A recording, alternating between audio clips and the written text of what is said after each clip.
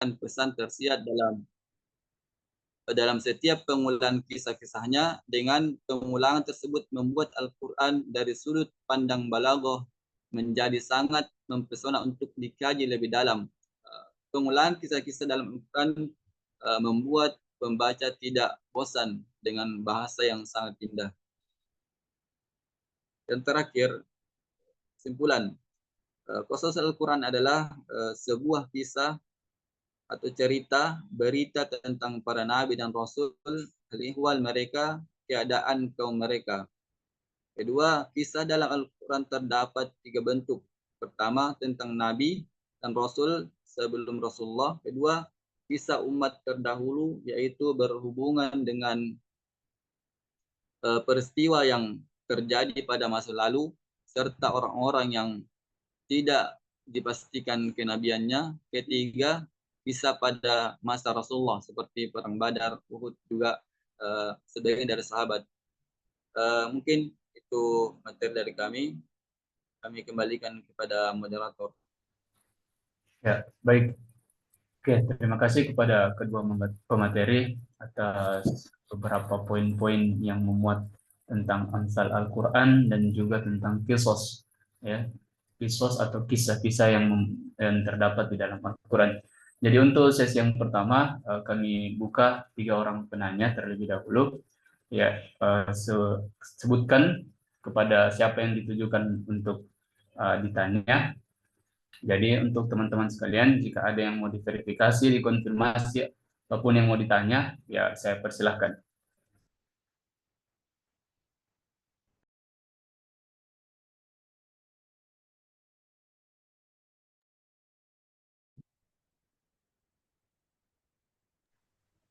Bisa dimulai? Ya, silakan. Ya.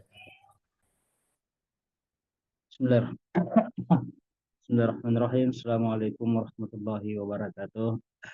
Baik. Alhamdulillah kita mendapatkan lagi 2 materi hari ini terkait dengan materi Quran. Materi yang sangat menarik sekali tentang Amsal sama Kisos. Pertanyaan ini saya ingin coba konfirmasi, merespon dari makalah yang sampaikan tadi, makalah kedua dari saudara Zulfikar terkait dengan kisah-kisah dalam Al-Quran. Ada satu surah dalam Al-Quran yang entahlah saya suka sekali membacanya. Itu ada ayatnya yang berbunyi seperti ini. A'udzubillahi minasyaitonirrajim. Nahnu naqussu 'alaika ahsanal qasasi bima auhayna ilaika hadzal Qur'an. Kami menceritakan kepadamu Muhammad kisah yang paling baik. Nah, yang ingin saya garis bawahi di sini, kenapa di surah Yusuf ini Allah menyebutkan khusus kepada Nabi Yusuf ini adalah ahsanul qasasi, kisah terbaik. Kan hampir semua nabi kan ada kisahnya, semua ada kisahnya di dalam Al-Quran. Kenapa Nabi Yusuf ini dikatakan kisah yang paling baik di antara nabi-nabi yang lain? Ya, itu aja dulu. Ya. Oke, baik. Jadi saya tulis ya di chat. Jadi yang saya tangkap bahwa tadi sudah disebutkan surahnya, yang kemudian pertanyaannya lebih kepada kenapa surah ini Allah Subhanahu wa taala menyebutkan yang paling baik, ya, di antara kisah-kisah yang lain yang terdapat di dalam Al-Qur'an. Jadi Ya. saya tampung terlebih dahulu, kemudian ada dari teman-teman yang lain yang mungkin ada Tambah sedikit, Ustaz. Ada ya. tambahan dari pertanyaan ini. Kemudian yang kalau kita melihat Al-Quran itu, kalau ada kata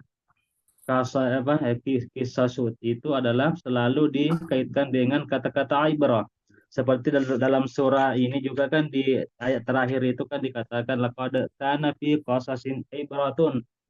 Kenapa itu kata ibrah selalu kita artikan pembelajaran, padahal kalau kita lihat secara arti bahasa itu kan jembatan.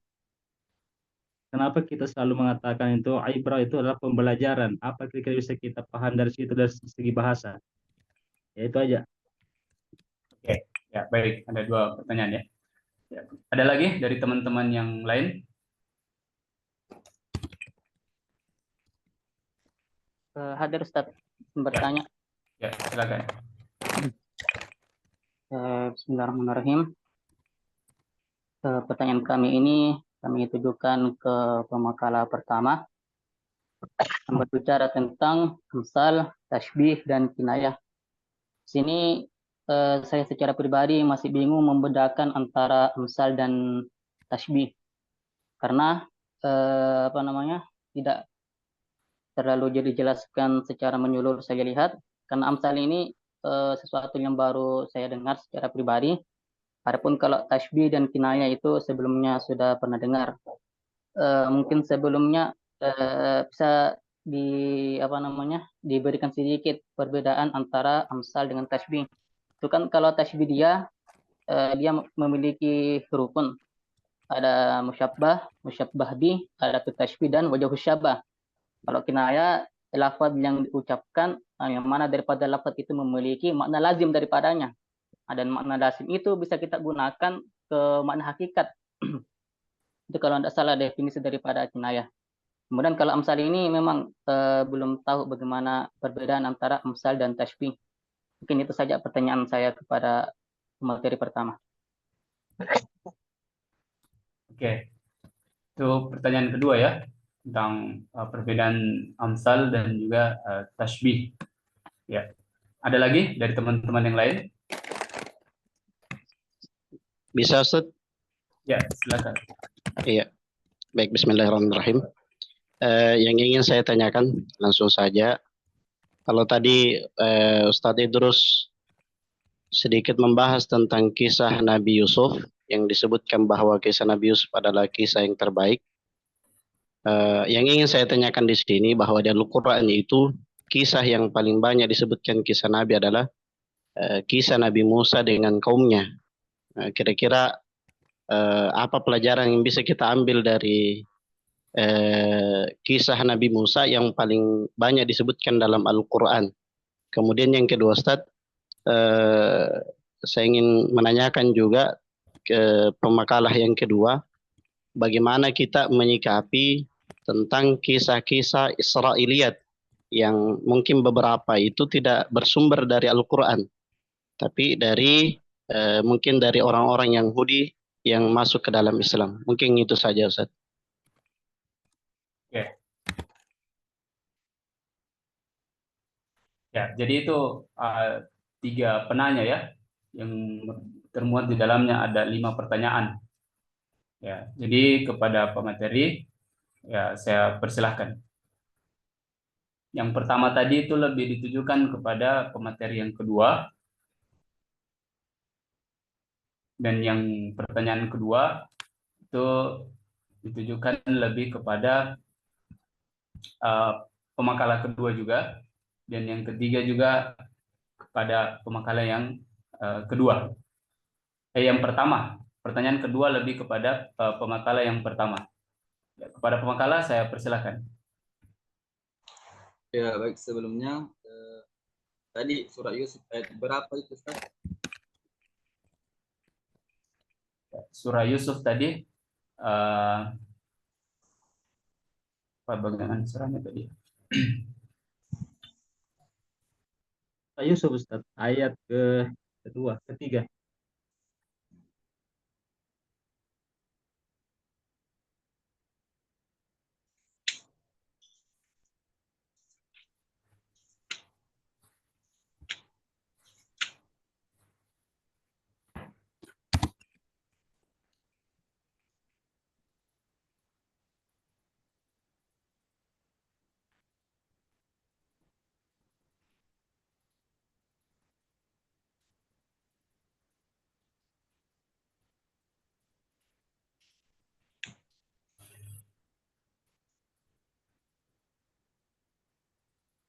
Ya, sedikit mungkin menjawab dari pertanyaan Ustaz Idrus terkait dengan surah Yusuf ini yang dikatakan bahwasanya Nabi Yusuf ini salah satu kisah yang yang paling baik diwahyukan pada Al-Quran. Dan sedikit pengetahuan yang kami ketahui bahwasanya salah satu kisah Nabi Yusuf ini dikatakan kisah yang paling baik karena diceritakan secara lengkap dan banyak pelajaran yang kemudian diambil di dalam kehidupan Nabi Yusuf, mulai dari masa kecilnya, bagaimana ia dibuang ke dalam sumur dan diasingkan, kemudian di penjara, kemudian dari ujian-ujian yang kemudian beliau alami itu, di penghujungnya adalah hal yang membuatnya tinggi derajatnya seperti menjadi bendahara di Mesir kalau tidak salah seperti itu. Mungkin itu salah satu kenapa kemudian kisah Nabi Yusuf ini menjadi salah satu kisah yang paling baik disebutkan seperti itu. Allahu a'lam. Ya. Bagaimana? Ada tanggapan dari penanya? Ya, kalau begitu tadi jawabannya pemakalah, berarti dia hanya tadi merespon dari sisi perjuangan, ya. Itu kan tidak kalah dengan Nabi Ayub, nabi-nabi yang lain juga hampir sama kisahnya, penuh ada dinamika dalam perjalanannya, hampir sama lah. Tapi justru ini kisah ini adalah dijadikan sebagai kisah terbaik dan bahkan diingatkan kepada Nabi Shallallahu Alaihi Wasallam bahwa ini adalah kisah terbaik. Nah, jadi sebenarnya saya belum ada sesuatu sebenarnya di sini yang Allah ingin sampaikan kepada kita. Tapi kalau Nabi bisa sampai ke pemakalan, nanti kita jawab bersama saja. Ya. Oke. Ya, untuk pertanyaan kedua ditujukan pada saya persilakan. Ya, jadi pertanyaannya Ustadz Husni itu perbedaan antara amsal dengan tasbih, Ustadz. Jadi ya, siap. Adapun amsal sesuai dengan penjelasan Mana Al-Qattan, beliau menjelaskan bahwasanya amsal itu adalah cara pemahaman makna dalam bentuk perkataan dan menarik dan padat serta mempunyai pengaruh yang mendalam bagi jiwa. Jadi sedangkan tasbih itu adalah cabang dari ilmu bahasa ataupun balaghah yang memiliki arti perumpamaan. Berarti ini mungkin ada sama-sama kaitannya, yakni kalau tasbih itu menyerupakan sesuatu hal dengan yang lain dalam satu sifat dengan menggunakan perangkat atau sarana perumpamaan dengan adanya suatu tujuan tertentu. Mungkin sama Pak Ustaz. Penyerupaan. Mungkin seperti itu, Ustaz. Ya, bagaimana dengan penanya? Ada yang mau dikonfirmasi kembali? Ya, insya Allah. Taslim. Oke. Ya, kita lanjut ke pertanyaan ketiga ya. Ya. Jadi pertanyaan ketiga ditujukan kepada pemakalah kedua, ya, tentang kisah apa yang paling banyak disebutkan di dalam Al-Quran dan bagaimana menyikapi kisah atau cerita-cerita Israiliyat yang ada di dalam Al-Quran. Yang saya tangkap dari pertanyaan Ustaz Faisal terkait dengan bagaimana kita menyikapi tentang berita-berita tentang kaum Yahudi di luar daripada konteks Al-Quran, begitu ya Ustaz? Begitu ya Ustaz Faisal? Iya Ustaz, iya Ustaz. Iya.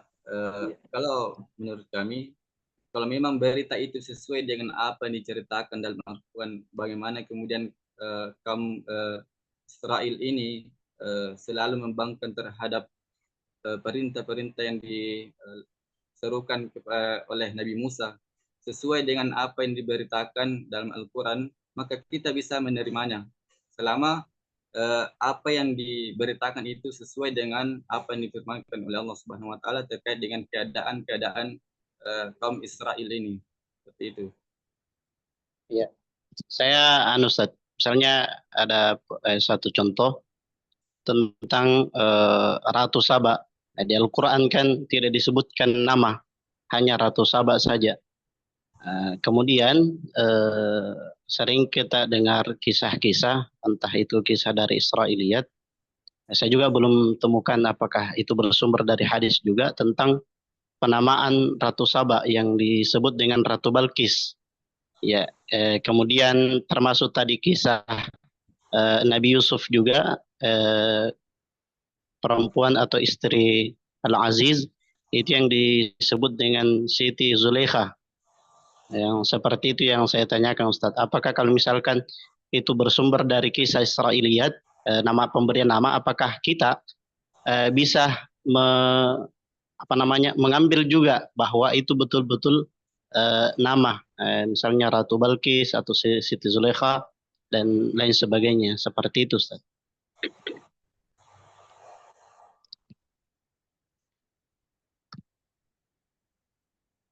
Terkait dengan nama Ustaz.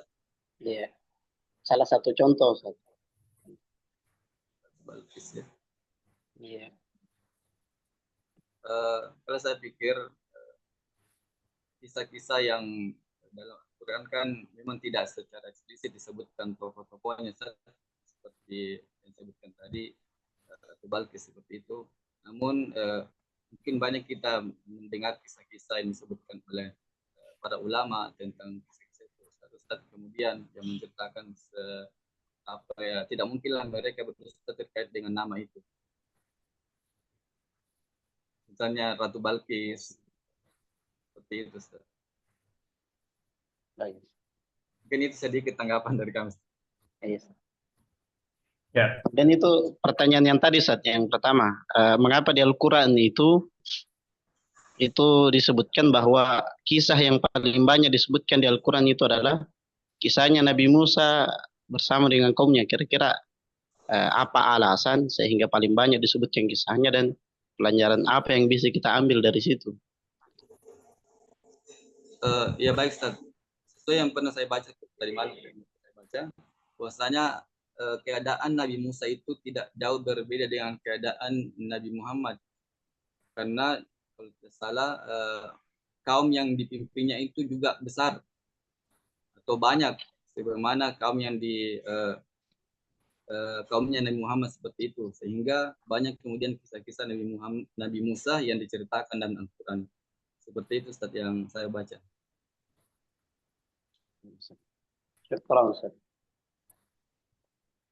Oke. Ya, mungkin ada tambahan dari teman-teman. Ya, ada yang bisa menambahkan atau ada yang mau ditanggapi kembali?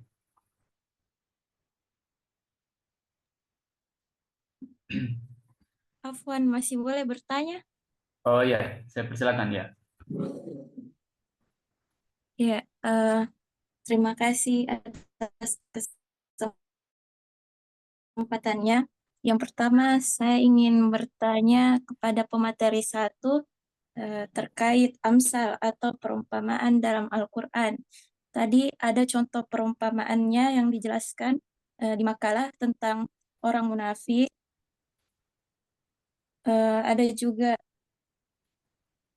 tentang air dan api yang menggambarkan kepada hak dan batil. Nah, saya ingin bertanya perumpamaan yang lain tentang sarang laba-laba dalam surah Al-Ankabut. Di situ ayatnya perumpamaan orang yang mengambil pelindung-pelindung selain Allah adalah seperti laba-laba yang membuat rumah. Nah, di sini yang saya mau tanyakan, apa pesan yang ingin disampaikan melalui perumpamaan tentang sarang laba-laba?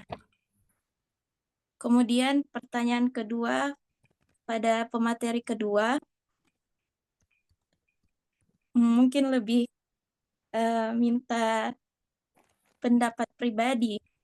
Di antara banyaknya kisah-kisah di dalam Al-Quran, kisah mana yang paling menginspirasi bagi pemateri dan mungkin bisa dijelaskan alasannya? Syukran.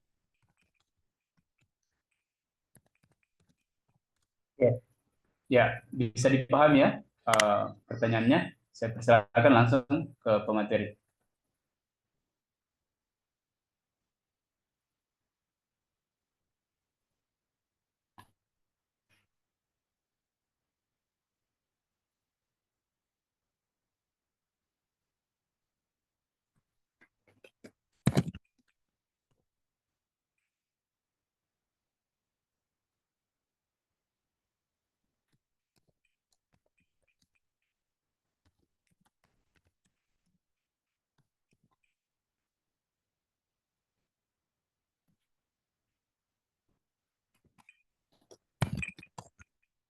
Ya, silakan pemateri.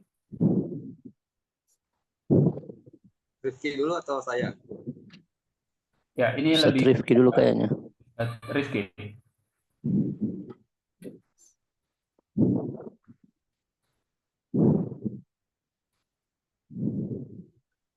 Iya, mungkin saya bisa menjawab pertanyaan dari saudari Rifda tadi mengenai surat Al-Ankabut, yakni apa namanya, sarang laba-laba. Mungkin maksud dari ayat tersebut, maksudnya sepengetahuan saya itu dengan adanya sarang laba-laba itu tujuannya untuk mencegah dari perbuatan keji dan mungkar, dan Allah Subhanahu wa Ta'ala tidak suka atau tidak mau melihat orang yang melakukan perbuatan tersebut. Mungkin seperti itu saja. Ya, oke. Kemudian kisah mana yang lebih menginspirasi pemateri? Kisah-kisah yang ada di dalam Al-Quran. Saya ini Ustaz atau Rifki? Ya, bisa berdua. Karena ini pertanyaan personal. Masya Allah. Ya, Menggali potensi ini kuliah pertanyaannya Ustaz Rifda ini. ya baik. Kalau sebenarnya kalau kisah-kisah dalam Al-Quran sebenarnya dapat menginspirasi, setiap kisah dapat menginspirasi kita. Namun ada kemudian kisah-kisah yang tertentu yang bisa menginspirasi kita sebagaimana keadaan kita. Seperti kisah Nabi Yusuf, kemudian yang diuji dengan Sulaikha, ya, salah satu ujian terbesar pada saat itu Nabi Yusuf, yang dimana hanya dia dan seorang perempuan ini, akan tetapi rasa takutnya kepada Allah itu lebih besar daripada keinginan hawa nafsunya, sehingga ia memenangkan Allah daripada hawa nafsunya itu. Mungkin itu yang bisa menginspirasi kita, apalagi kita sebagai anak muda mungkin seperti itu, yang bisa menjadi inspirasi kita seperti itu. Jadi banyaknya godaan-godaan seperti itu bisa kita ambil pelajaran bahwasanya hal yang harus kita kedepankan adalah bagaimana kita memenangkan Allah dari hawa nafsu kita. Mungkin itu dari saya. Ya, kalau dari pemakalan yang pertama, Kalau saya kisahnya apa ya? Kisahnya Nabi Musa, Ustaz, Masya Allah. yang mengubah tongkat beliau itu dikira apa namanya? Dipandang oleh para anak buahnya Firaun itu tongkatnya tidak ada apa-apa, tapi nyatanya dia menjadi seekor ular yang besar, yang mana ular itu apa namanya, melawan dari tongkat-tongkat yang dilempar juga oleh para anak buahnya Firaun. Nah, adapun pesan dari situ bahwasanya kita sebagai anak muda, mohon maaf, di sini orang tua semua. Kita sebagai anak muda, begitulah. apa Ustaz? Kita sebagai anak muda itu nggak boleh memiliki sifat yang sombong, tetapi harus memiliki adab dan akhlak, apalagi bersama dosen, bersama orang yang lebih tua, harus saling menghormati. Mungkin seperti itu Ustaz, inspirasinya. Terima kasih. Alhamdulillah. Oke, baik. Alhamdulillah. Ya, telah tadi pemaparan materi ya, dan juga pertanyaan-pertanyaan disampaikan dikemukakan oleh teman-teman sekalian. Jadi mungkin masih ada, ya kita masuk waktunya masih ada sekitar sejam lagi. Atau masih ada di antara. Oh ya, silakan. Baik, bismillah. Alhamdulillah, salatu wassalamu ala rasulillah, ma ba'd. Pertanyaan ini ditujukan kepada Ustadz Zulfikar ya, yang tentang qasasul Quran. Jadi gini, di dalam Al-Quran kan tadi dijelaskan banyak sekali peristiwa-peristiwa masa lalu, yang dimana kisah itu ada sebelum lahirnya Nabi Muhammad SAW. Nah, bagaimana jika ada orang yang mengatakan bagaimana bentuk validasi daripada kisah-kisah itu?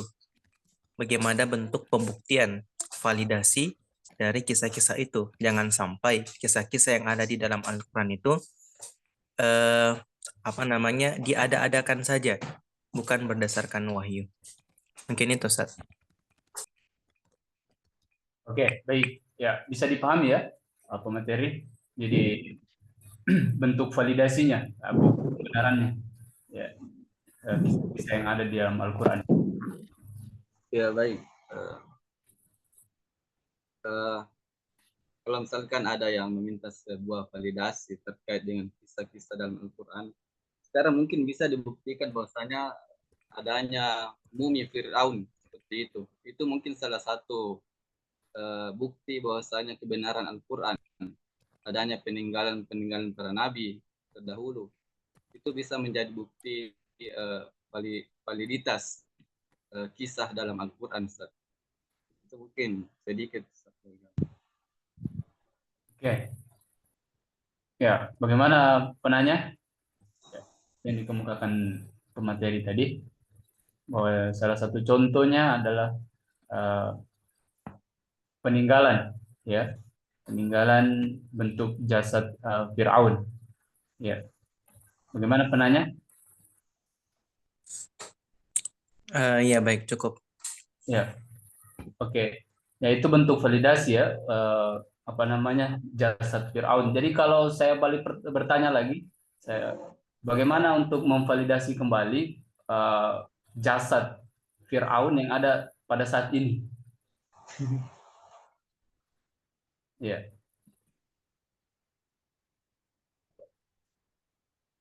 Bagaimana ya? Saya juga belum pakai sana ya.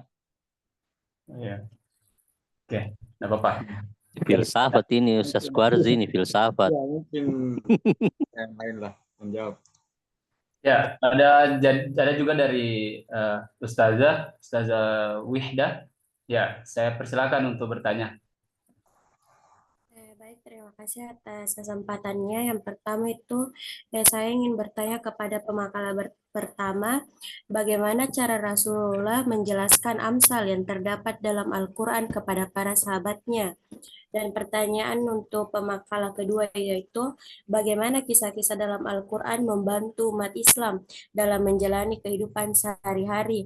Dan mengapa terdapat beberapa kisah yang diceritakan secara tidak berurutan antara satu surah dengan surah lainnya? Ya. Terima kasih atas kesempatannya. Saya kembalikan kepada moderator. Ya, insyaallah. Oke. Ya, bisa dipahami ya pertanyaannya. Pemateri pertama dan juga kedua. Ya, saya mulai dari pemateri pertama dulu untuk menjawab pertanyaan yang dilontarkan oleh Ustazah Wihda. Baik Ustadz, pertanyaannya bagaimana Rasulullah SAW menyampaikan amsal kepada para sahabatnya ya. Jadi mungkin pada saat zaman Rasulullah dan para sahabatnya itu, beliau menyampaikan langsung dengan majelis ataupun ketika ada sahabat yang bertanya mengenai perumpamaan dalam Al-Quran itu, ya langsung saja dengan berdialog. Jadi Rasulullah SAW menjawab dan sahabat menanyakan, baik itu berupa apa saja yang terkandung di dalam Al-Quran seperti motivasi dalam hidup, terus kaidah-kaidah apa saja yang terkandung dalam ajaran Islam, mungkin seperti itu langsung praktek dan langsung tatap muka gitu langsung. Terima kasih.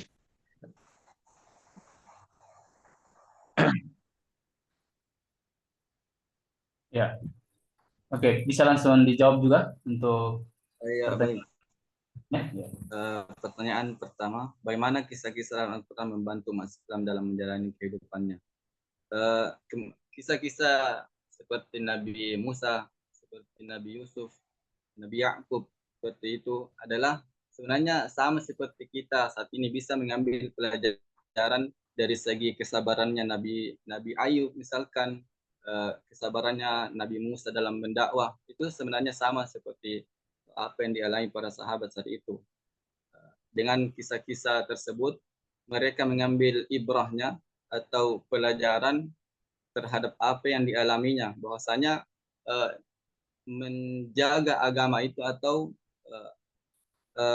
menjalankan risalah atau kewajiban yang diberikan Allah Subhanahu wa taala tidak mudah seperti apa yang kita bayangkan, seperti itu. Jadi kesabaran mereka, keteguhan para nabi-nabi itu dahulu itu bisa menjadi pembelajaran para sahabat pada saat itu. Kemudian apa yang kedua ya? Yang kedua, dan mengapa terdapat beberapa kisah yang diceritakan secara tidak berurutan antara satu surah dengan surah yang lainnya?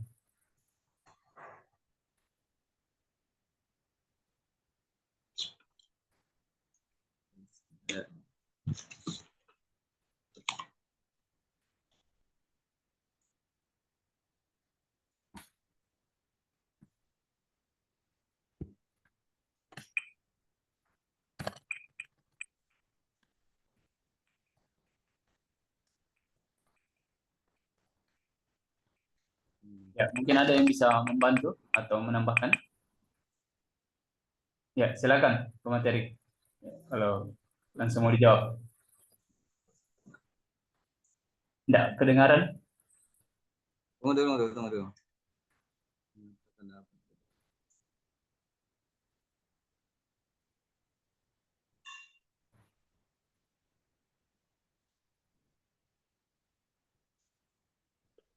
Ya, sedikit dari apa yang kami baca, bahwasanya salah satu hikmahnya kenapa kemudian banyak kisah-kisah yang diceritakan dalam Al-Quran terpisah-pisah adalah salah satunya agar kemudian pembaca itu tidak bosan dengan kisah-kisah yang diceritakan di setiap surah. Dan kita biasa mendapatkan beberapa surah dalam Al-Quran, kisah dalam Al-Quran seperti dalam surah Al-Baqarah 49, Al-A'raf ayat 41 itu sama-sama isinya tentang bagaimana orang-orang Israel membunuh anak-anak laki-laki pada saat itu. Namun isinya tetap sama.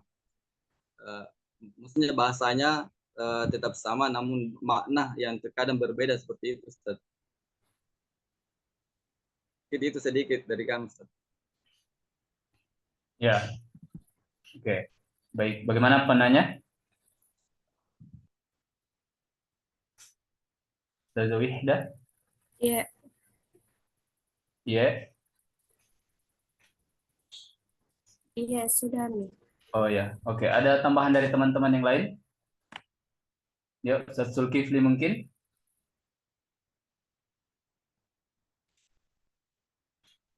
Ya.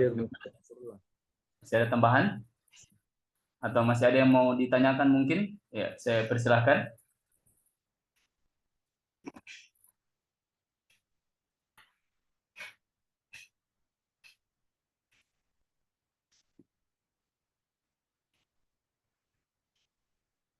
Ya.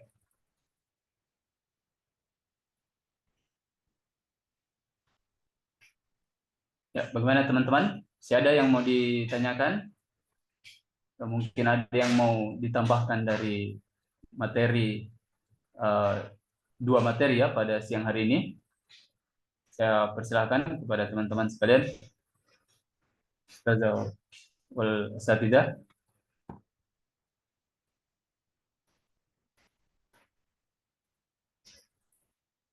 Ya, jadi kalau tidak ada, ya mungkin langsung kita lanjutkan untuk dosen kita, Dr.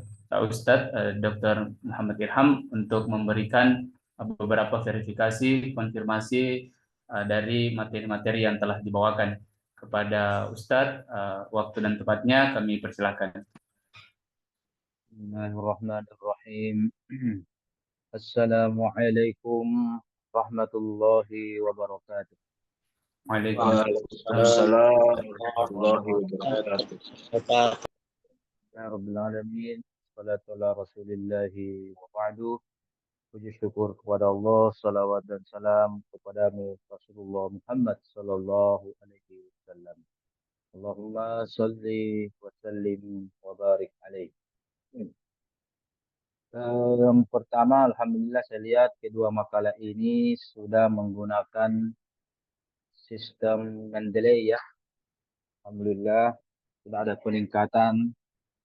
Kemudian sudah ada juga makalah tadi dengan sistem MOC yang otomatis itu. Oke, dan seterusnya. Sisa nanti saya minta Anda juga memperbaiki dari aspek KBBI dan tentunya pedoman KTI. Tidak semua mungkin dari kita berasal dari UIN sehingga beradaptasi dengan pedoman KTI baru. Walaupun juga dari UIN, tidak semua juga dosen. Sekarang sudah ada pedoman baru, jadi harus belajar kembali, melihat banyaknya perbedaan item ya, mulai dari sampul dan sebagainya. Oke. Saya mau tanya dulu kedua pemakalah, ada tidak titik persamaan masal dengan kosal yang Anda kaji ini ya, Ustaz Zulfikar, Ustaz Rifki, selain karena sama-sama Al-Quran, sama-sama mata kuliah studi Quran, ya sama-sama ada ayatnya dan sebagainya. Kira-kira ada tidak titik temu, titik persamaan antara ini? Dan qadarullah kita sengaja tidak sengaja ternyata dua makalah ini bersamaan hari ini, ya. Saya juga tidak sengaja, dan ini memang ini dua makalah adalah mata kuliah dua tapi satu tapi dua, ya. Jadi agak sangat berkaitan, memang sangat berkaitan. Bagaimana speaker dengan Rifki? Tahu tidak apa hubungannya atau ada persamaannya kedua makalah ini? Apa persamaannya? Atau yang lain ada tidak bisa bantu? Ada tidak persamaan? Kalau perbedaannya pasti banyak, ya kan? Ada perumpamaan, ada kisah-kisah dan sebagainya. Persamaannya ayat, oke. Ada Al-Qurannya, oke. Ada surahnya masing-masing, oke. Sama-sama juga dari aspek balagonya, masalah semantik semua ini. Nilai sastranya tinggi ini keduanya ya. Tapi selain itu ada tidak titik temu persamaan keduanya? Ada Ustaz. Nah, apa itu? Silakan Ustaz siapa? Ustaz Idrus, Ustaz silakan. Apa titik persamaannya? Saya mencoba mengangkat ayat ayat 24 surah Ibrahim. Ya. Syaitanirrajim. Alam tara kaifa daraballahu mathalan kalimatan thayyibatan kasyajaratin thayyibah amsaluha thabitun wa far'uha fis sama' ila akhir ayat. Ini adalah sebuah perumpamaan yang sebenarnya bercerita tentang kehidupan Nabi Ibrahim, tentang keluarga yang ideal. Tentu kalau kita bicara tentang perumpamaan Nabi Ibrahim, itu adalah kisah yang dulu yang pernah ada. Jadi perumpamaan ini ditujukan kepada peristiwa yang telah lalu, yaitu ada pada diri Nabi Ibrahim. Kira-kira itu saya bisa dapat gambaran dari ayat ini, Pak, yang bisa menghubungkan antara ayat permisalan ini dengan kisah Nabi Ibrahim. Ayat ini kan bercerita tentang perumpamaan keluarga, perumpamaan pohon yang yang dimaksud di sini, saya penjelasannya adalah itu bangunan rumah tangga. rumah tangga itu kita lihat Nabi Ibrahim itu membangun rumah tangganya yang berbakti, istri yang soleha, anak yang berbakti, itu suatu perumpamaan rumah tangga yang kokoh. Wa far'uha bis sama, punya cabang ke langit, dan ayat selanjutnya itu di ukulaha tahini biizni rabbiha, menghasilkan buah atas Allah Subhanahu wa taala. Buah itu kalau saya tidak salah baca adalah hasil dari bangun rumah tangga itu menghasilkan keturunan. Itu Ismail alaihissalam. Gitu sih saya paham, Ustaz. Ada yang lain?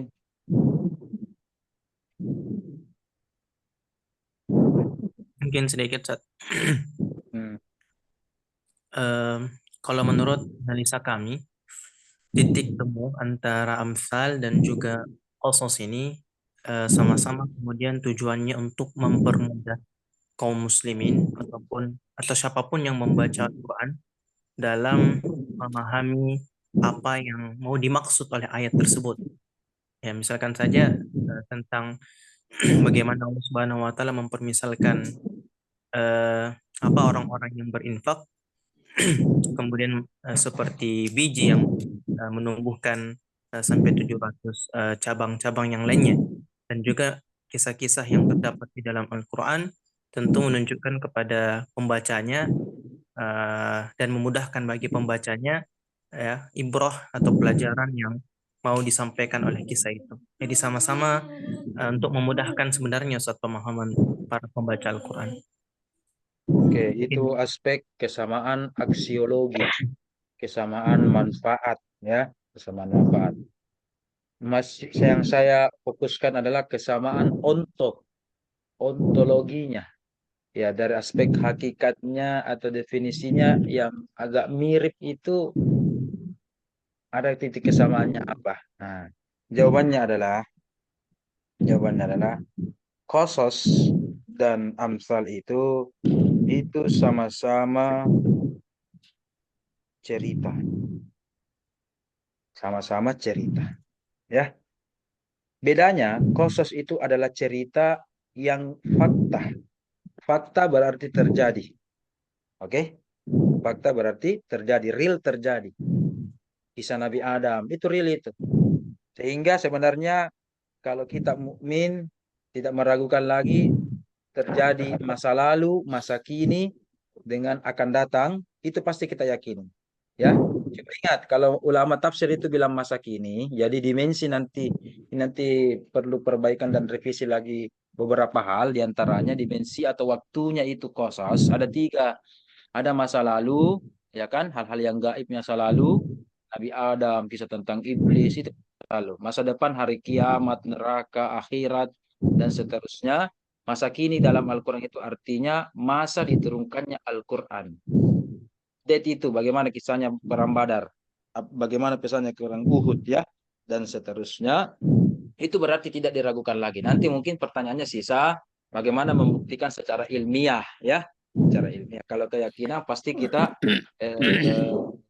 yakin. Sementara ada namanya cerita fiktif dalam Al-Quran. Ini yang membedakan dengan Injil dengan Taurat, ya. Cerita fiktif itulah disebut dengan mathal, fiktif, perumpamaan. Namanya perumpamaan, andai-andai, ya kan, laksana-laksana. Itu kan tidak terjadi real, tidak terjadi, ya kan? Perumpamaan bagaikan ada jannatain, 2 kebun, ya kan? Bagaikan ini, kamathali habba, bagaikan biji. Itu kan istilahnya tidak real itu, tidak real. Makanya cerita dalam Al-Quran ada 2. Cerita yang faktual dan terjadi, itu namanya apa? Qasas. Sementara yang fiktif itu adalah amsal. Tapi dulu mungkin Ustaz Nasrullah bentaran apa anunya? Mic-nya kapan? Kedengaran sedikit. Iya, sedikit. Ya. Saya kira tadi mau bertanya Ustaz Nasrullah ini. Siapa tahu ada pertanyaan mungkin Pak Nasrullah, tapi DJ. Tidak, Ustaz, tadi mau tapi Oke, silakan sama-sama. Oke, lanjut. Jadi sama-sama cerita ya. Kita sama-sama cerita yang ada di dalamnya. Oke. Kita lihat makalah masing-masing. Makalah masing-masing dari keduanya sambil melihat bagaimana kumpulan pertanyaan antara keduanya. Ya, dan Turnitingnya ini semua ini sebenarnya belum kenapa semuanya ini kurang lebih 40 Turnitingnya. Kalau bahkan Fikar itu hampir 50 Turnitingnya ya. Jadi nanti yang lain ini pengutipannya dan sebagainya nanti lebih lanjut diperbaiki ya. Ini juga harusnya rata kiri ya. Harusnya rata kiri tulisannya itu. Rata kiri itu kasih begini. Begitu. Tadi begini ya. Gini harusnya. Gitu ya. Nanti diperbaiki saja. Penulisan transliterasinya ini harus kita belajar memang bagaimana penulisan transliterasi yang benar. Baca bagi-bagi itu pedoman. Yang mana panjang, yang mana hamzah di sini. Oke. Ada tanda panjang ini juga Ali Imronnya diperbaiki. Kita lanjut lagi. Kita lihat definisi kosos. Ya, kosos.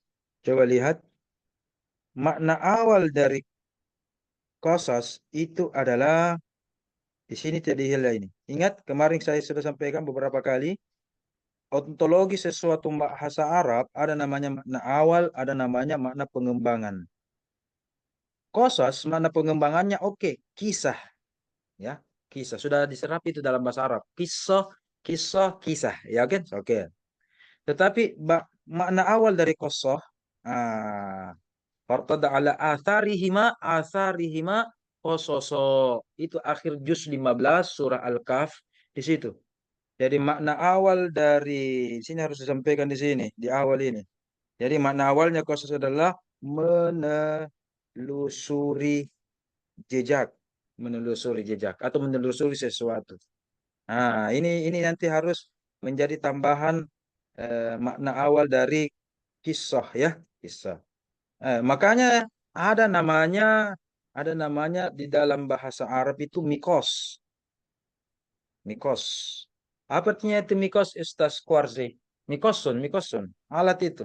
Alat Gunting. untuk gunting. Kenapa Kwarzi dikatakan gunting sebagai alat menelusuri? Apa dia telusuri? Itu ada hubungan maknanya. Apa dia telusuri orang kalau gunting? Iya kan? Apa? Banyak. Iya kan? Potong kertas dia telusuri sampai robek. Ketika barbershop atau Madura cukur kita tidak ada itu bilang satu kali gunting dicek. Sudah nih pulang lagi. Iya kan? Ditelusuri sampai rapi, elok kelihatan, ya kan? Tambah gagah. Itu ditelusuri. Jadi tidak itu cukur. Makanya gunting itu menelusuri jejak sampai didapat ujung dan pangkalnya. Ada lagi kosos, hukum kosos, hukum kisos dalam Al-Quran, hukum kisos, ya kisos. Apa itu hukum kisos? Yang itu hukum keadilan ya, dan dipotong tangan, ada rajam dan sebagainya. Ya kan? Bagaimana hukum syariat Islam ditegakkan itu kan menggunakan kisos. Kisos juga sama. Terdiri dari huruf dasarnya apa? Kof dengan sod. Menelusuri jejak. Apa artinya menelusuri jejak?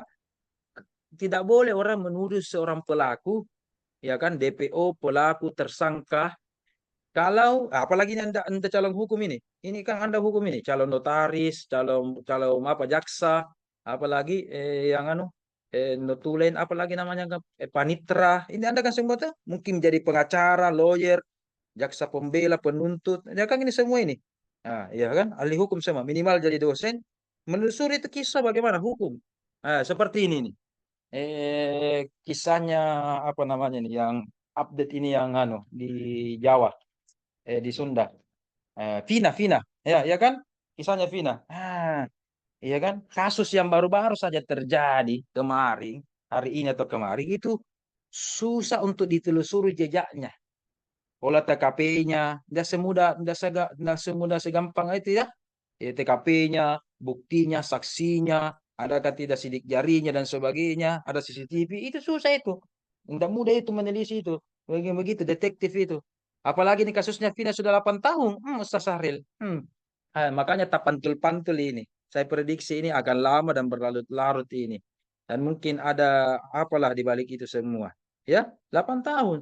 8 hari saja ada kasus diteliti, belum tentu sekarang kita bisa selesaikan. Apalagi 8 tahun nih. Hilang semua itu buktinya. Pergantian pemimpin, pergantian polisi, pergantian apa, banyak nih hilang di situ ya. Dan sebagainya. Mungkin Indonesia ini butuh ini, Ustaz. Bantuannya Jepang. Kita butuh buku, ya saya hanya berguru ini ya, butuh namanya Detektif Conan. Detektif Conan supaya untuk menyelesaikan ini. Supaya kasusnya ini bagaimana ini. Ini kan tak pantul-pantul. Bahkan Hotman Paris pun ikut membantu kan. Dan seterusnya, dan seterusnya. Nah, itu namanya kisos. Kisos itu artinya menelusuri. Menelusuri. Ya. Kalau masal, makna dasarnya adalah mirip. Betul. Kemiripan. Nah, cuma betul dunia balago istilahnya itu tasbih ya, tetapi ketika pindah ke tasbih fil Quran itu namanya masal ya. Tasbih fil Quran itu namanya masal. Jadi ulama itu berusaha membuat istilah yang berbeda dengan istilah yang sudah ada. Ketika hadis turun asbabul wurud ya kan, Al-Quran turun asbabun nuzul. Ya kan? Kemarin kita sudah jelaskan bait awal bait Ra'sul bait dirubah menjadi Ra'sul bait. Jadi awal dengan Ra'sul itu serupa tetapi ini juga tasbih. Tasbih itu ilmu balaghah. Sebelum pra-Islam, datangnya Al-Qur'an balaghah.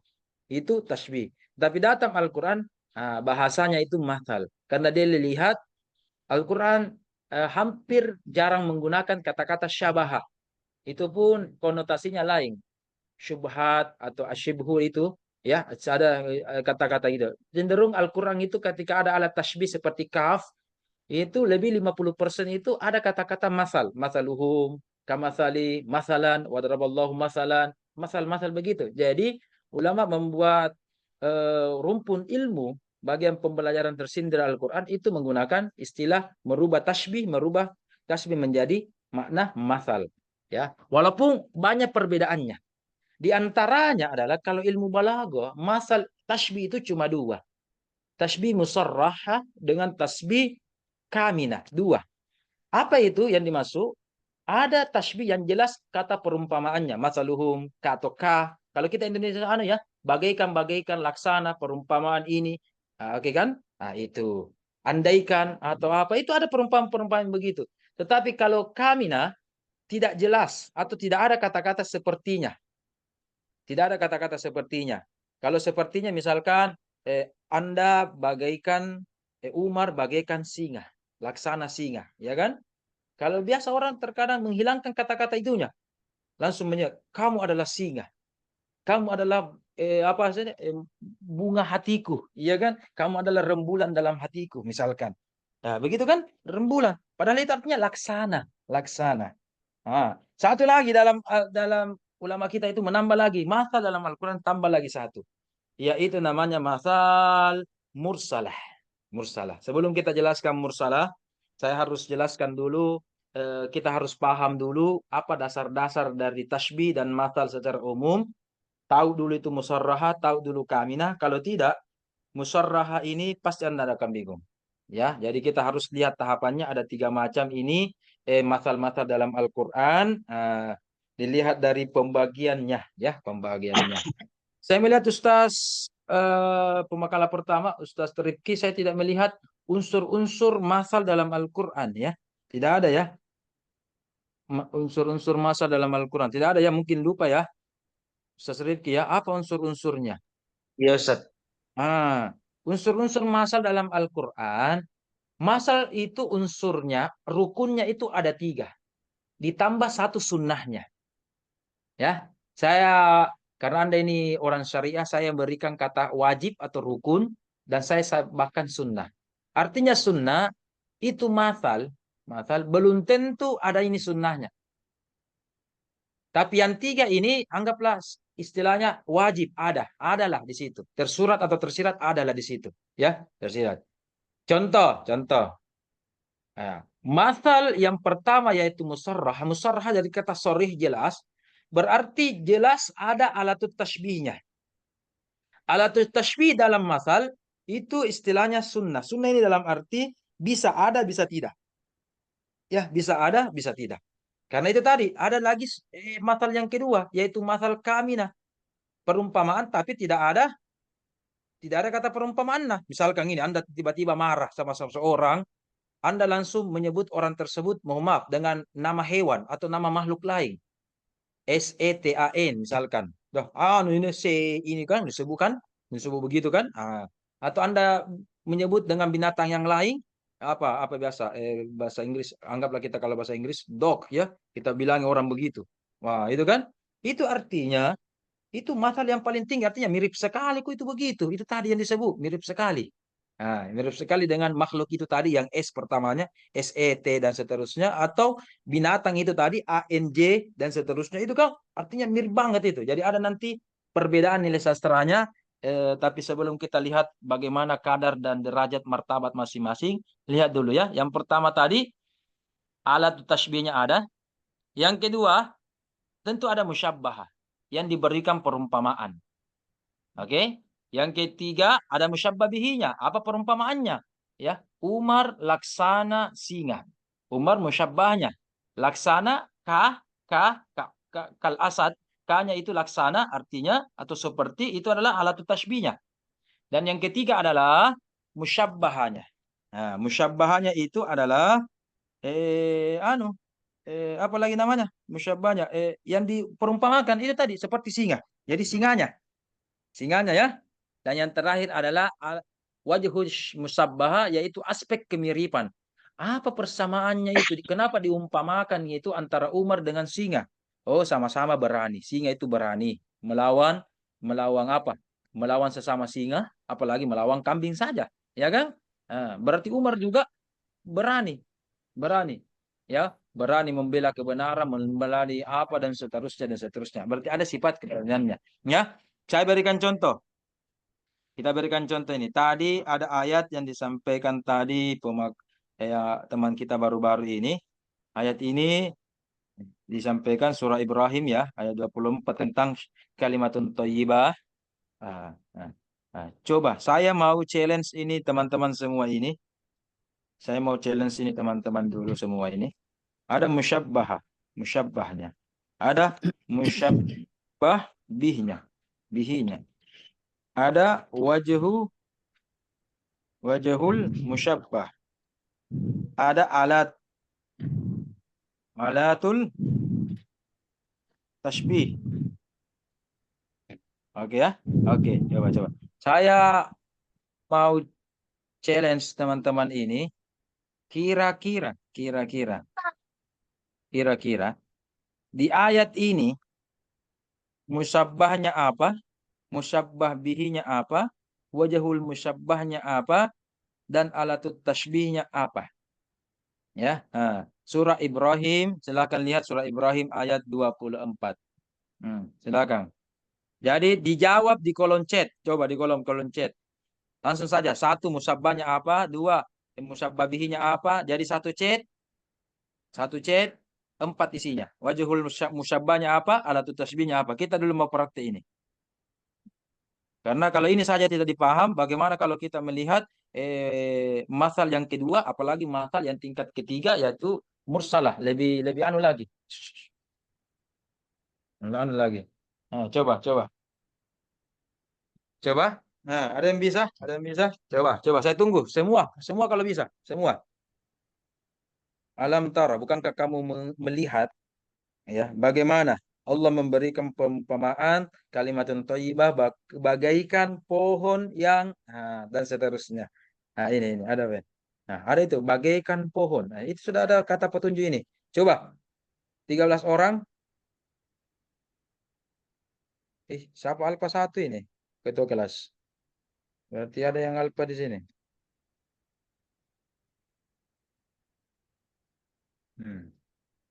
Silakan.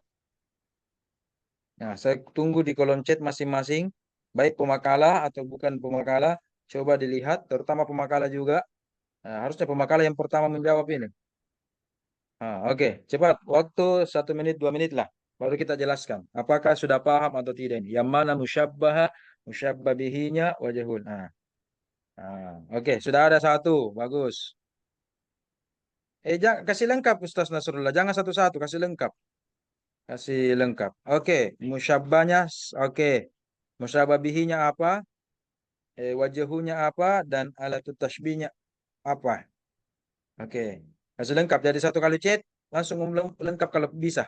Supaya langsung satu kali baca, satu kali lihat. Ada bahkan bahasa Arab. Ini yang bahasa Arab ini. Mungkin Husni ya, tidak ada namanya ya. Husni ini kah? Yang baru-baru kirim ini, menggunakan teks huruf hijaiyah. Tidak ada namanya, Bila. Iya, iya, Ustaz, iya, Ustaz. Husni, nanti terus nama terus nih. Ini haji tertulis itu dalam chat. Apa ini? Haji kapan? Haji Lolo. Ada tasbih, alatut tasbih atau ada tasbih boleh. Oke, wajhu tasbihnya asluhu sabitun. Faruhu. Itu ya. Oke, itu satu pendapat dari Husni. Oke, sebentar kita lihat.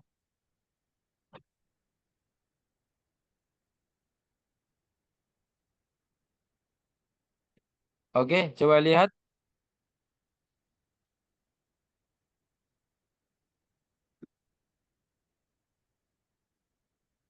Bagaimana yang lain? Sudah tidak ada? Berarti yang lain belum mengerti ini? Atau bagaimana? Saya sebentar mengerti, Ustaz. Sementara mengerti. Silakan, silakan. Husni lumayan benar, tetapi ada nanti sedikit mau diperbaiki. Lumayan mengerti nih, tinggal ada ya istilahnya ada 25% lah ya yang mau diperbaiki. 75% sudah bagus. Husni 25% sedikit mau diperbaiki. Ya. Satu benar 25, dua benar 50, tiga benar 75, benar semua 100. Ini belum pada 100 ini.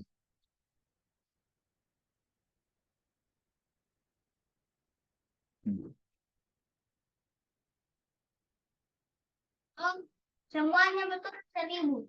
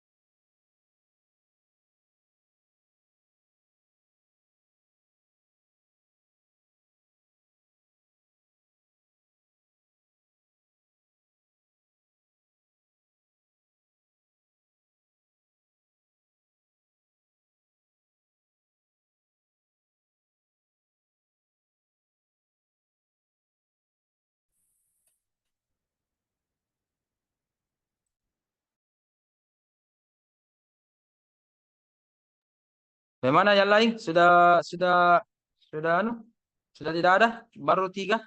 Cuma 3 saja yang bisa saya nilai. Yang lain mungkin wallahu alam bisawab. Saya kira Ustaz Saril menulis tadi. Mana jawabannya Ustaz? Mungkin terlalu panjang, kapang, 3 halaman, 1 baris saja itu, jangan terlalu panjang bela. Setelah saya lihat sama aja dengan Ustaz siapa? Siapa Husni. Ustaz Husni sama Ustaz Husni. Ya. Gampang itu kalau yang sependapat dengan Ustaz Nasrullah, sependapat dengan ini kayak voting pemilihan ketua saja ini atau apa kayak rapat orang ini saja ini. Saya sependapat dengan Anda, itu saja. Ada Nasrullah. Apa itu sama-sama memberi kesan? Apa itu Pak Nasrullah? Sama-sama memberi kesan. Maksudnya apa itu Pak Nasrullah? Kesan apa Ya, silakan. Suara tak Ustaz Nasrullah? Tabe. Maksudnya itu apa itu?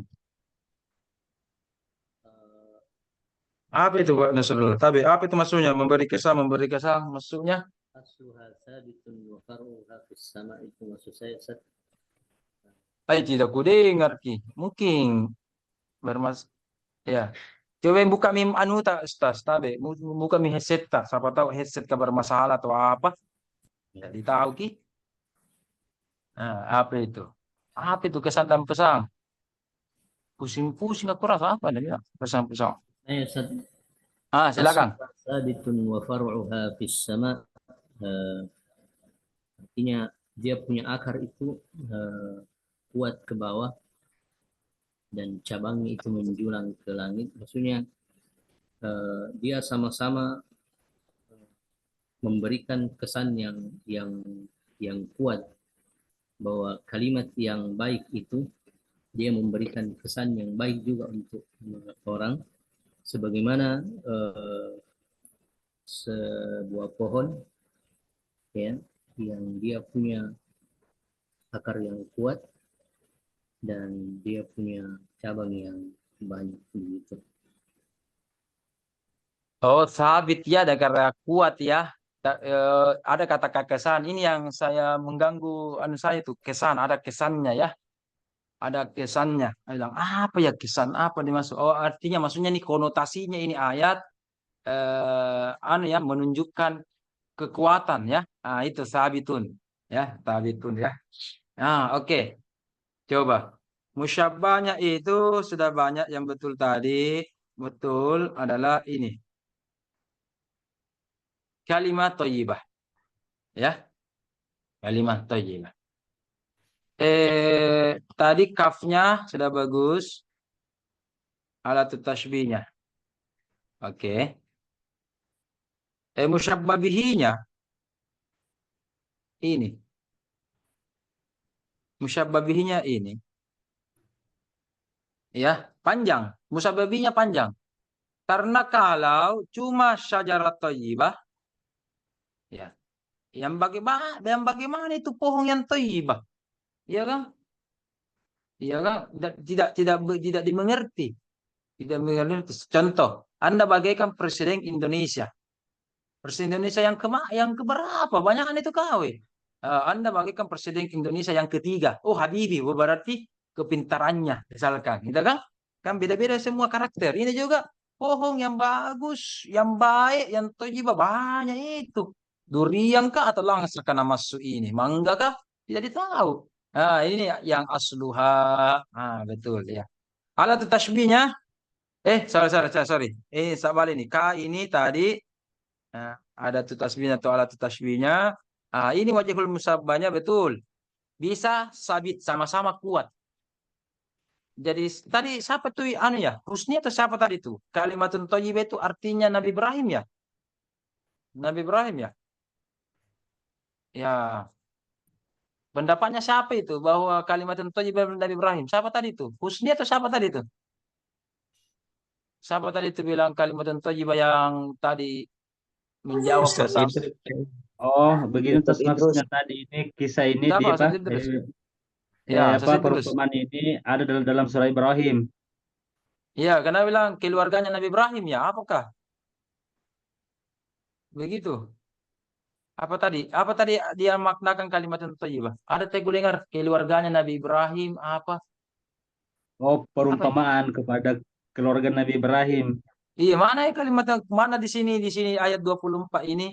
Makanya saya kemarin tadi giling-giling kepada apa ya keluarga Nabi Ibrahim ya. Saya mungkin baru dengar. Iya, ternyata ayat 24 ini tentang jadi kalimat thayyibah itu tuh banyak. Bisa itu la ilaha illallah, bisa kalimat tauhid, bisa juga kalimat thayyib dalam hadis Nabi dihubungkan dengan hadis Nabi, subhanallah walhamdulillah. Ya istilahnya zikir lah secara umum ya. Nah, zikir itu kekuatannya zikir. Nah, ini karena sama-sama kuat, sabit, kuat,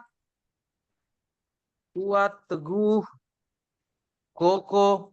Ya, kayak spanduknya anu lah, SMM Bosowah, ya kan? Kuat, teguh, berdiri kuat. Ah, itu. Itu zikir itu. Itu zikir itu kekuatannya. Ya, kuat, teguh dan ada juga di sini ada juga buahnya nanti akarnya dari akar sampai daunnya itu nanti berbuah kuat teguh dan seperti ada hasilnya ya dan dia tidak mudah terpengaruh. Ini perumpamannya itu wajib tasbihnya. Jadi zikir itu kuat, teguh itu keteguhan itu, kokoh juga itu dan memang banyak itu ya. Wala dzikrullahi akbar. Coba lihat kekuatannya itu akbar itu luar biasa ya dan seterusnya dan seterusnya. Jadi ini anunya pelajaran tentang ini. Jadi yang pertama ini yang wajib. Yang kedua juga ada yang wajib. Oke, ini wajib tasbihnya wajib ada sebenarnya, tetapi tidak terlihat biasa. Ada biasa terlihat dan biasa tidak terlihat, tetapi ini wajib ada. Ada tasbihnya, ini relatif bisa dibuang ini. Tidak. Jadi walaupun dibuang ini tidak mempengaruhi kedudukan masal. Ya, banyak dalam Al-Qur'an itu tanpa kaf, tanpa huruf masal, tetapi itu diberikan perumpamaan. Pertanyaannya, kenapa bisa ada perumpamaan dalam Al-Quran? Tidak ada kata-kata laksana, tidak ada bagaikan, tetapi itu dianggap perumpamaan. Dianggap itu apa? Dianggap itu adalah masal. Contoh, kalau Ustaz Nasrullah bilang kepada temannya, kepada Ustaz Faisal, tabe, adakah kota tak? Adakah kota tak? Masih banyak kah? Kira-kira apa yang dimaksud Pak Nasrullah itu, Pak Faisal? Kalau ada yang bertanya, Pak Faisal, adakah kota tak? Apa maksudnya itu, Pak Faisal? Itu adalah pertanyaan atau pernyataan atau permintaan. Barangkali permintaan, Ustaz. Tapi tidak ada kata-kata minta ya. Tidak ada kata minta ya. Belanja adakah? Iya kan? Ya, kelihatannya pertanyaan. Makanya di dalam ada namanya bahasa, ada namanya sastra. Bahasa itu sekedar mengucapkan sebuah kata dan seterusnya. Kalau sastra itu adalah rasa berbahasa. Rasa berbahasa sehingga kita pahami bahwa maknanya ini bertanya tetapi meminta. Ya kan? Mama, tidak ada uangku. Pernyataan itu. Ya, pernyataan negatif. Ya, bukan positif. Kalau positif ada, ini tidak ada. Mama, tidak ada uangku. Berarti apa? Mau minta, itu mama tidak ada kotaku dong. Habis kotaku. Itu kan enggak besar-besar lagi suaranya. Terkadang begitu. Sama itu kalau cewek. Mana ini cewek di sini kah? Mana semua ini cewek kah? Ayo kasih alfa ini tidak aktifkan ini. Atau aurat kapang ini kalau dilihat mukanya. Bukan dia aurat kah? Biar zoom aurat juga. Ya kan? Muka tak di kuliah bukan dia lain. Mana nih Ustaz Anissa, Ustaz Amalina. Ya itu kan mantap kan. Itu langsung sulpikar tidak mengantuk. Tadi mengantuk karena Nabi bilang Alex di semua nalia baca ji. Ini ada minalia. Tidak mengantuk mi pikar. Bagaimana satu pikar? Tidak mengantuk lagi. Iya bagus kalau aktif harus fair dong. Dosennya kasih aktifkan kamera, ya kita juga sama-sama. Bagaimana siapa dulu saya tanya nih, Rifda. Hari itu biasa bahasanya cewek itu bilang mau ke ini, terserah. Saya bilang terserah. Apa artinya itu biasa kalau bilang cewek terserah? Pas kita memilih, terserah aja tuh. Bukan ini masukku bapak sayangku. Apa yang maksudnya itu Ibu Rifda? Kalau bilang terserah. Sambil mau terserah. maksudnya itu? Bagaimana Firda? Apa artinya itu? Mungkin artinya mengikut pilihan. Mengikuti, kalau bilang terserah secara tekstual, secara bahasa mungkin artinya mengikuti, tapi kalau bilang terserah artinya tidak mau. Iya kan, tidak mau mi. Terserah. Tidak mau mi itu. Iya. Begitu Nisa. Oh Nisa. Begitu kah kalau cewek? Begitu. Iya, begitu. Iya. Belum? Iya. Iya, begitu. Oh iya tahu begitu. Iya, iya, Ustaz. Atau sembarangmu, atau terserah, atau apa. Itu kan ada terkadang begitu. Bilang ya tetapi tidak. Bilang tidak tetapi ya. Ada biasa begitu, bahasa-bahasa begitu ya. Bahasa-bahasa begitu dalam kehidupan sehari. Ya, oke. Kalau memang kau begini, anu min. Iya kan? Oh, itu anu aku, anu begini. Dan seterusnya, dan seterusnya. Seperti kalau ada orang tua marah. Kalau tidak mau mendengar, kalau tidak mau keluar mau dari rumah, keluar mau dari rumah. Nah bilang anak, iya, memang saya tidak mau mendengar. Kamu ajak mendengar. Keluar mau pendek. Bukan begitu. Keluar mau pendek. Iya kan? Nanti nyusahkan bapakmu. Bapakku yang usir kan. Nah bilang kalau kau tidak keluar kau dari rumah. Memang saya tidak aku dengar perkataannya. Lain pendapatku, beda pendapat. Jadi kalau begitu, tidak boleh tinggal di sini. Itu artinya ubah sikapmu sebagai seorang anak. Sami'na wa ta'na. Itu ya. Dan seterusnya. Itu ada konotasi-konotasi begitu. Begitu pula masal. Terkadang tidak ada jika kata-kata perumpamaan ditahu itu. Ditahu itu. Iya kan? Ada bidadari lewat. Iya kan? Ada bidadari lewat. Padahal kan orang biasa aja lewat, perempuan biasa aja. Tidak terbang ji, tidak apa ji, ya kan? Tidak. Tapi terkadang kita kenapa ada bidadari? Itu artinya ada perempuan yang cantik, laksana bidadari lewat di depan kita, tapi panjang sekali. Panjang sekali kan kalau bilang kayak begitu. Iya kan? Seperti ada kamus berjalan ya. Ada kamus berjalan. Ada Al-Qur'an berjalan. Dibilangi begitu. Ya kan itu artinya perumpamaan, bukan bilang ada kamus berjalan bertulang nih. Itu kan tidak begitu kan? Dan seterusnya. Jadi matal itu artinya bagaimana itu ilmu-ilmu permainan ilmu balaga klasik kemarin dipadukan dengan ilmu balaganya Al-Qur'an, tapi tetap tentunya bahasa Al-Qur'an itu lebih tinggi daripada bahasa-bahasa Arab sekalipun ya. Jadi begitu perumpamaan Al-Qur'an itu jadi tinggi sekali itu ya.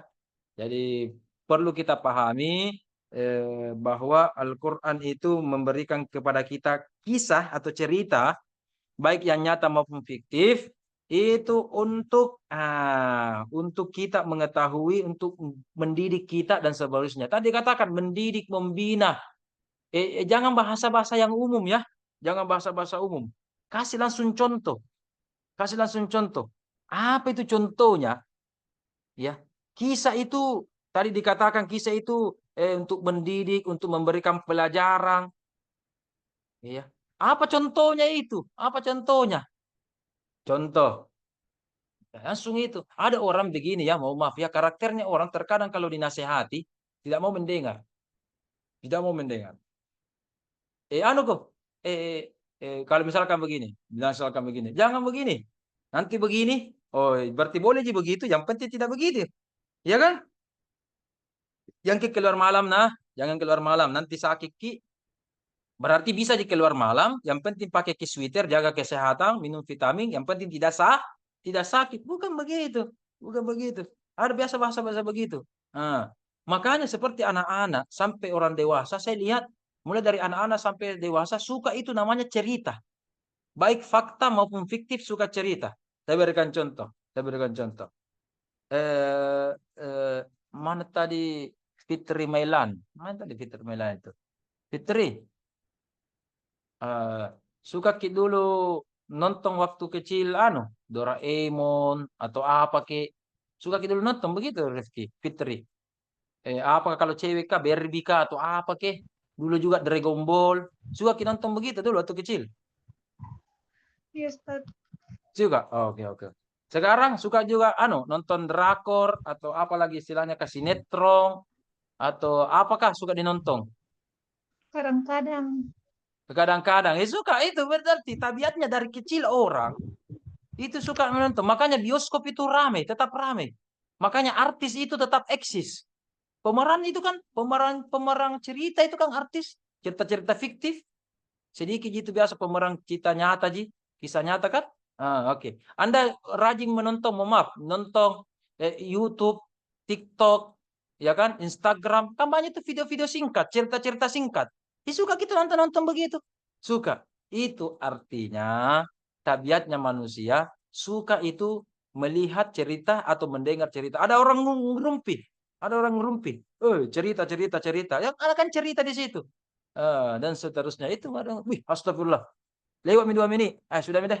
Habis semua tuh. Cukuplah kalau begitu. Tadi sudah 40-50 menit lah kita jelaskan sedikit. Mungkin masih kurang. Ya, namanya anak pasca itu cukup dipantik saja ya. Ustaz ya. Cukup dipantik saja. Dikasih saja percikan. Nanti meledak sendiri. Dipantik saja. Nanti membaca sendiri. Jangan seperti anak santri. Kalau saya mengajar di pondok, ya betul. Kita memang harus swapping. Anak SMP, anak SMA kita ajar. Ya, apalagi di pondok, kasih yang tek. Jadi begitu. Ya kan? Tetapi kalau anak-anak pasca ini, cukup kasih pemantik, nanti cari sendiri itu apa unsur-unsurnya, apa pembagiannya, apa-apanya. Itu hanya contoh tadi dan seterusnya. Mungkin mohon maaf sudah lewat 2 menit. Apakah kita bisa tutup ini atau ada pertanyaan atau bagaimana? Mohon maaf ini saya ambil waktu Anda 2 menit. Sama lagi nih sama Anda ini. Siapa tahu saya termasuk menzolimi Anda ini kalau begini, ya kan? Dan seterusnya.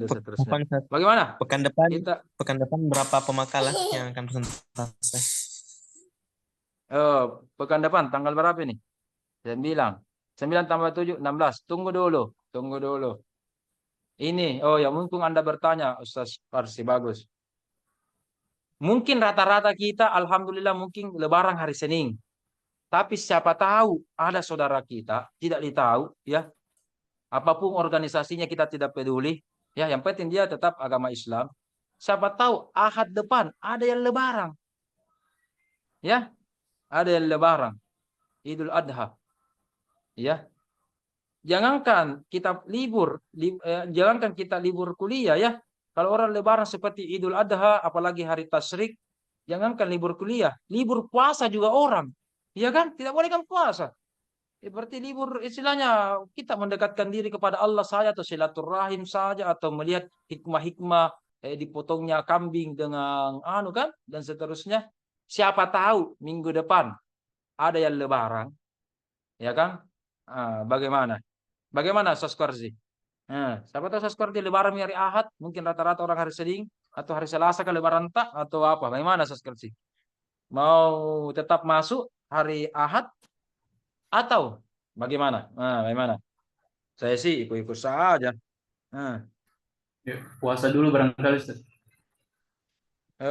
Mau juga puasa minimal, kalaupun tidak lebaran puasa Arafah, begitu. Istirahat. Ya. Bagaimana yang lain? Bagaimana ketua kelas, sekretaris dan yang lain? Silakan masing-masing ada hak untuk kita jadi dosen, tidak boleh juga diktator. Harus kita mendengar ini.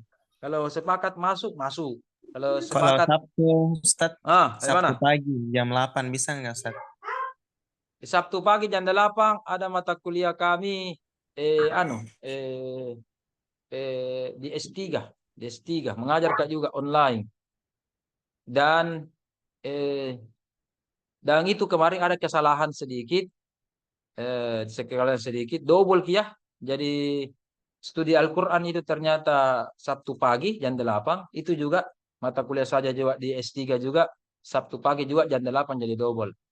Dan mereka itu yang S3 karena terdiri dari 3 atau 4 kelas itu atau 4 konsentrasi prodi. Jadi susah dikasih pindah. Beda kalau ini Anda syariah semua ini. Jadi kalau dikasih pindah kan enak jadi satu jurusan.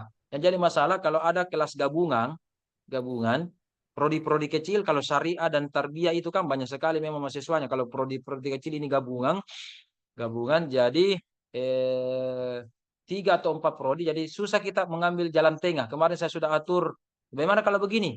2 prodi bisa, 1 prodi tidak bisa. Ada lagi bagaimana hari ini? 1 prodi tidak bisa, 2 yang tidak bisa. Jadi begitu, jadi susah mengaturnya. Nah, jadi tak kala hari Sabtu pun dia tahu. Iya, dan dia juga sudah masuk juga sebelumnya. Sabtu pagi mungkin susah ya. Sabtu siang ada kuliah pasti. Jam 10 pasti ada juga. Siang juga ada. Jumat lagi malam, kalau Ustaz. Jumat malam, Jumat ini Ustaz. Jumat malam Sabtunya. Iya. Boleh malam Sabtunya boleh. Boleh malam Sabtunya, insyaallah. Iya, malam Sabtu Ustaz ya. Ya, boleh. Yang Berapa penting pemakalan? pemakalah siap. Kalau dipercepat dari Ahad ke Jumat, tanya dulu pemakalah. Siap itu? Siapa tahu dipercepat. Mohon maaf Ustaz. Alasan lagi, siapa tahu karena harusnya hari Ahad, sekarang hari Jumat, 2 hari dipercepat, jadi makalah saya belum selesai. Siapa tahu saya lagi disalahkan kalau begitu. Enggak gitu? Berapa pemakalah Ustaz? Berapa pemakalah? Satu merung, apalagi malam-malam, orang lebaran. Tapi tidak dipertimbangkan Apa itu? Waktunya karena masih ada 4 orang Ya, sudah kayaknya, minggu depan bisa tak dua-dua. Setelah sudah minggu depan tak dua-dua. Ya. Oh iya. Ustadz Nasrullah bisa aja Ustadz kita kayaknya. Ustadz Nasrullah biar besok selesai makalah anak. Kalau orang pintar itu gampang ji. Kenapa tidak seperti sekarang saja Ustadz? Tidak, itu bilang hari Ahad akan datang. Siapa tahu ada teman kita yang lebaran nih. Kalau versi pemerintah mungkin hari Senin, mungkin. Siapa tahu ada saudara kita dari organisasi lain atau ada di kelas di sini atau puasa lebaran hari Ahad. Iya tah?